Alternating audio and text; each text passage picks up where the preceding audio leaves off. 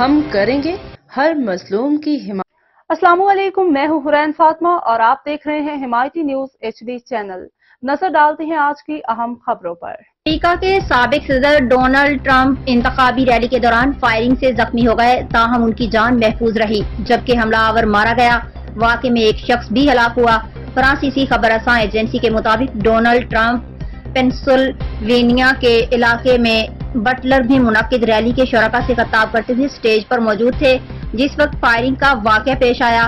گولی بظاہر ٹرمپ کے کان کو چھوتی ہوئی نکل گئی، تاہم ٹرمپ تقریر کے دوران گولیاں چلتے ہی نیچے جھک گئے اور ریلی میں بھگدڑ مچ گئی۔ چند ہی لمحے بعد ڈونلڈ ٹرمپ کھڑے ہوئے، اپنا مکہ ہوا میں لہرایا۔ اس وقت ان کے دائیں کان پر خون کے نشانات دکھائی دے رہے تھے۔ فوراً سیکرٹ سروس کے اہلکار ٹرمپ کو اپنے حصار میں لے کر موقع سے روانہ ہو گئے۔ واقعے کے بعد ریلی فوری طور پر ختم کر دی گئی۔